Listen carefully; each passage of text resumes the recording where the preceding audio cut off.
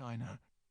A shot of the 38-foot Hatteras he kept in Jupiter, Florida, which they had now put up for sale. Photos of the grandkids, her own boys, Luke and Jared among them. Mementos of a full and happy life. Greg said he'd be by a little later, her husband.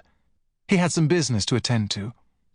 Business cleaning up a few issues related to the old house in Highland Park and some lingering matters connected to her mother's estate. Her father looks up. Business? Here? Just some things, Pop. Not to worry yourself. We'll take care of them. He just nods compliantly. Okay. Even a year ago, he would have put on his glasses and insisted on reviewing every document, every bill of sale. She runs her hand affectionately through his still thick hair. So, 92, huh? Still looking pretty dashing, Dad. For an old guy, not so bad. He shrugs with a bony grin. But I'm not doing any marathons. Well, there's always next year, right? She squeezes his arm. So how is he doing? She asks the nurse.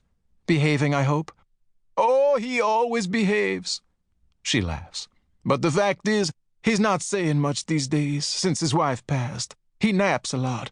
We take walks around the ward. He has some friends he likes to see. Mostly he just sits like he is now, watches the TV.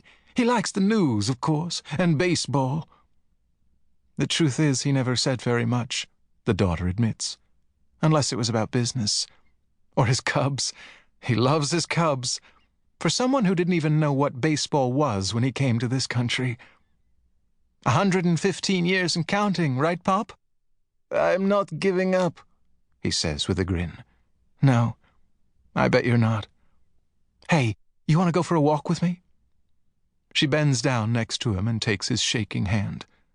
I'll tell you about Luke. He just got into Northwestern, where you went, Pop. He's a smart kid, and he wrestles, just like you did. A look of concern comes over her father's face. Tell him to watch out for those farm boys from Michigan State. They're big, and they cheat, he says. You know they're... He makes a sound as if he wants to add something important. But then he just nods and sits back, staring out. His eyes grow dim. She brushes his cheek with her hand. What are you always thinking about, Pop? I wish so much for once you could let me in. He's probably not thinking about very much since, the nurse says, not wanting to mention his wife. I'm not sure he's following much of anything anymore.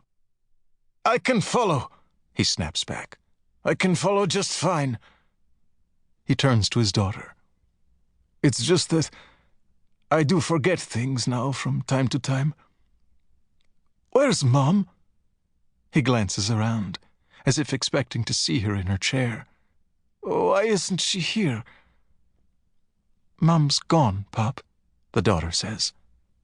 She died, remember? Oh, yeah. She died. He nods, continuing to just stare out. Sometimes I get confused. He was always such a vibrant man, the daughter opines to the nurse. Though he always carried this kind of sadness with him we never fully understood. We always thought it had to do with losing his entire family back in Poland during the war. He never knew what happened to them. We tried to trace them once, just to find out. They have records, but he never wanted to know. Right, Pop? Her father just nods, his left hand continuing to shake. Look, I have something to show you. From her bag, she takes out a plastic bag. Some things he likes. The Economist magazine. A few new pictures of the grandkids. A bar of Ghirardelli chocolate. We found something, cleaning out the house. We were going through a few of Mom's old things she had buried away, up in the attic. She takes a cigar box out of the plastic bag. Look what we found. She opens the box. There are some old photos inside. One of her father and mother during World War II, receiving a medal from two high-ranking military men.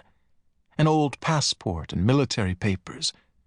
A small, creased black-and-white photo of a pretty blonde woman in a rowboat, the front rim of her white cap turned up. The opening page of a Mozart concerto.